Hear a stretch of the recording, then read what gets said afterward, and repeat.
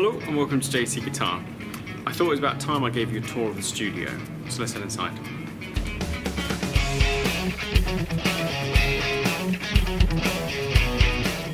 This is from the Songbirds Guitar Museum in Chattanooga, which is the world's biggest collection of vintage and rare guitars, and I'll put a link in the description below to that video.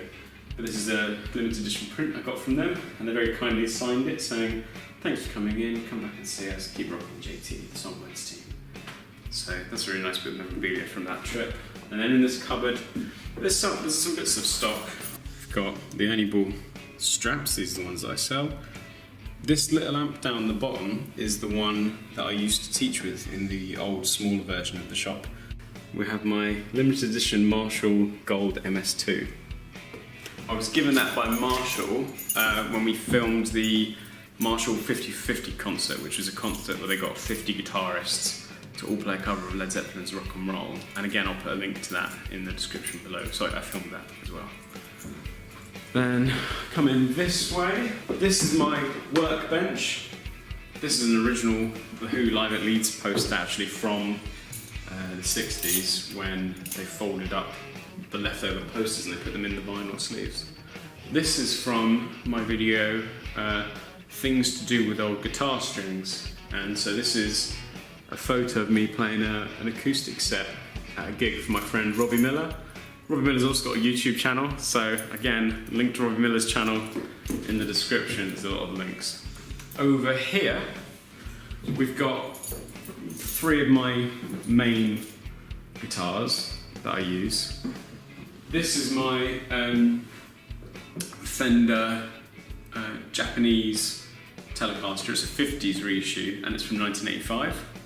This is my Gibson Les Paul 2008 Standard. This one's from 2012 and in an iced tea finish. This is a Fender 60s reissue Stratocaster, but a Mexican one. And I've upgraded it to have a Seymour Duncan hot rails pickup in the bridge. I've also put in a blow switch. So when this is up, it's a normal Strat. When you flick that down, everything's cut and it's just bridge pickup going to jack. So you get a volume boost and a treble boost, and it's really handy. It's like having a boost built into the guitar.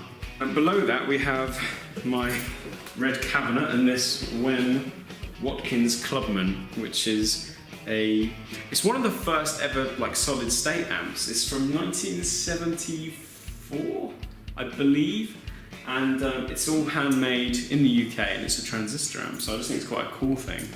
And it didn't really take off because originally the Clubman was a valve amp, and then they made this one, which is the transistor, and then they went back to main valve amps. So it's kind of an obscurity in the history of guitar amplification. So I thought, but I like it, so I thought I'd have it here. Over here we've got the stock. This is the stock I keep. So I'm an Ernie Ball dealer, which means I get in the classical strings, the Earthwood acoustic strings, and then the slinkies. I've also got the Paradigms in, and these are mostly for me. I am planning to just restring all my guitars with Paradigms because I'm really happy with them. In fact, I did do a video test where I tried them at first, and then I did them a month later, and then 3 months later. And the latest one on that is I did Ernie Ball Paradigms 3 months versus day one, and that video's up on the channel, and I'll put a link again in the description for that one.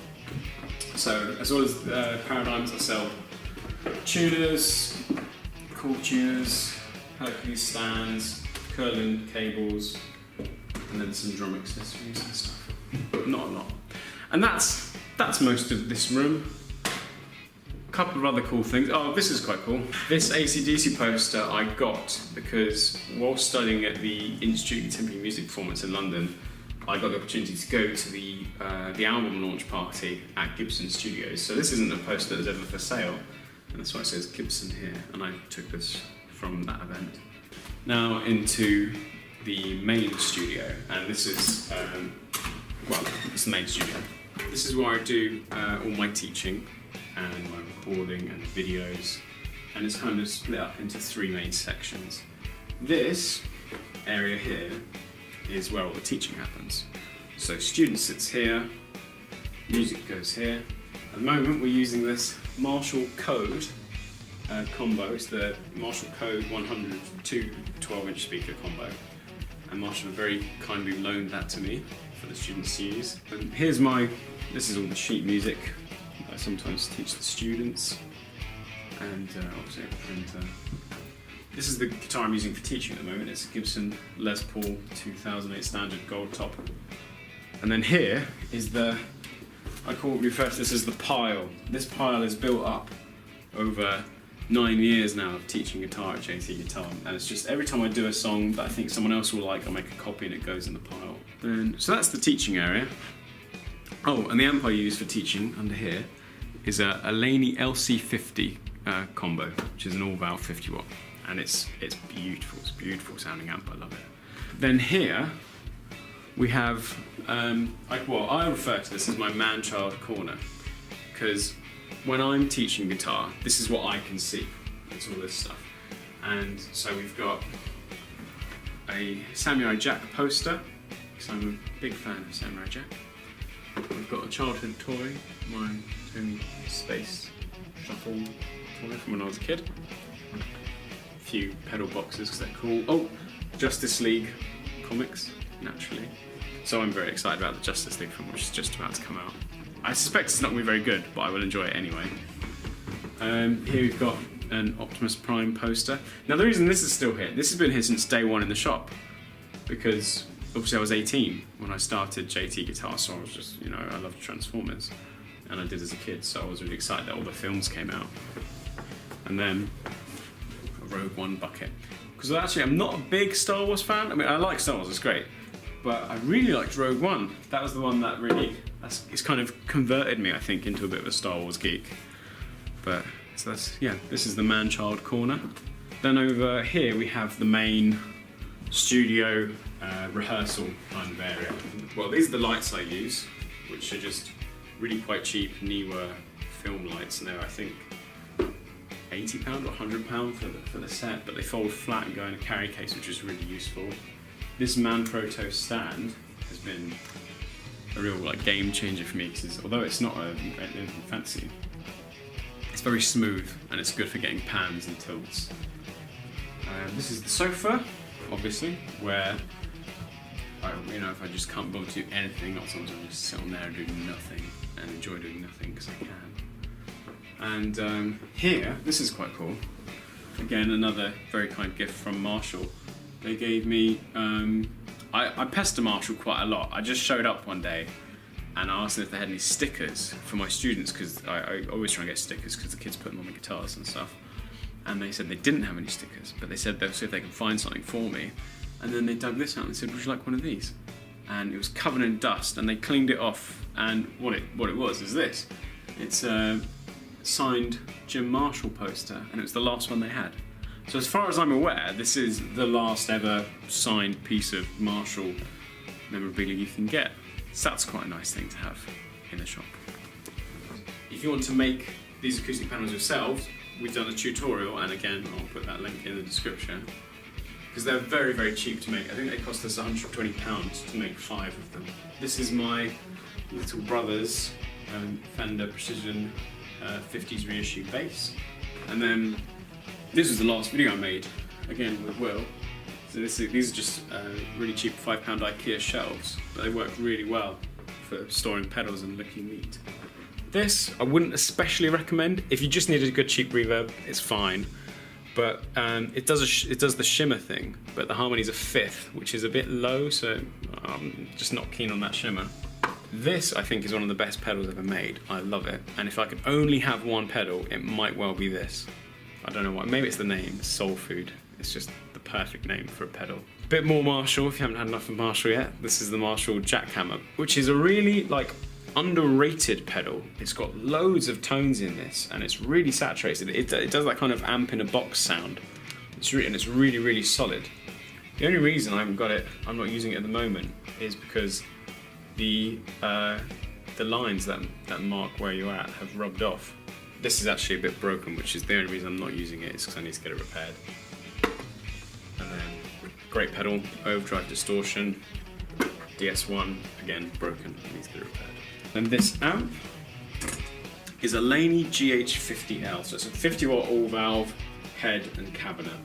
and the cabinet has got HH Invader speakers in it, which are really shrill and really harsh, and definitely designed with like playing probably like thrash metal in mind. It's a very, very heavy amp. It does clean up very nicely, and it's just one channel, and it sounds brilliant. Because what I do is I've got this Marshall TSL 60 half stack, which I've had for a long, long time now, and my pedal board is set up in stereo, and so I have the Laney for the more shrill sort of mid to high sort of tones, and then for all the mid and a bit of that sort of thump. When you're playing on your own, it's nice to have a bit of extra bass. These has got Celestian greenbacks in it, and they're very, very warm and MIDI, but the two amps combined just sound amazing together. It's my favourite sound. This pedal board is made out of an IKEA shelf. And this is actually, tomorrow will be the 1 year anniversary of me uploading the video of how to build this pedal board.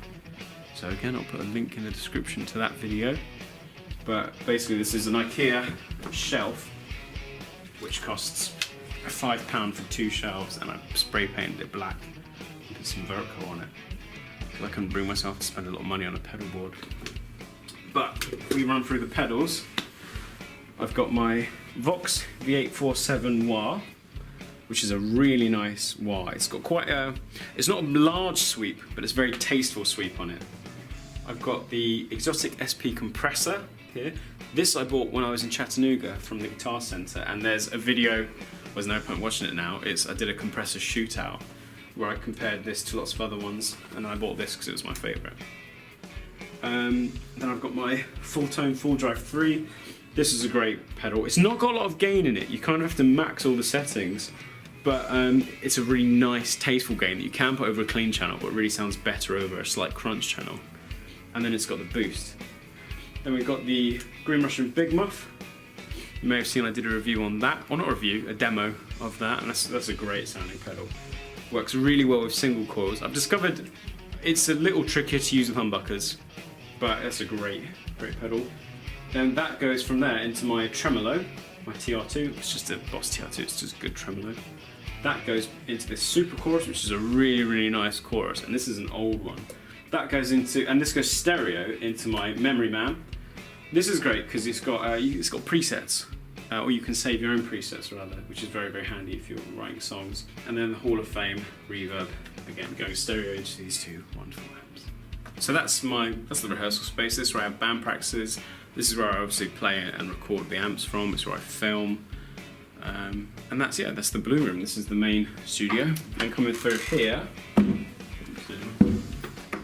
and here is the guitar cupboard, which is, oh god, it's a bit of a disaster at the moment, but Will and I are actually planning to fix this up at some point and get some of these out, because it's a bit tragic. This is the Red Room, and this is where I have other teachers come in and teach either my waiting list for lessons. So I've got 2 other guitar teachers that teach my waiting list, but then I also have a drum teacher, and until very recently had a piano teacher, and there's a bass teacher as well.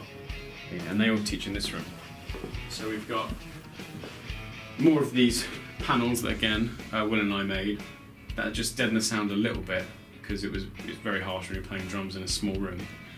And then it's just a very cheap drum kit.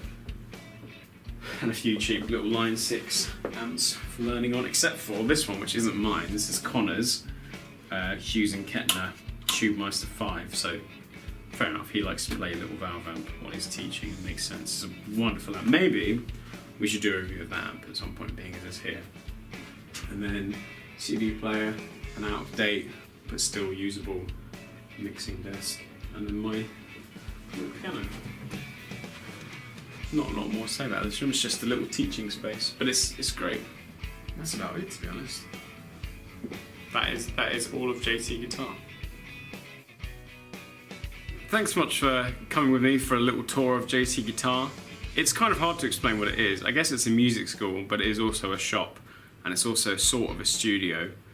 But it's nice that you finally get to see it properly.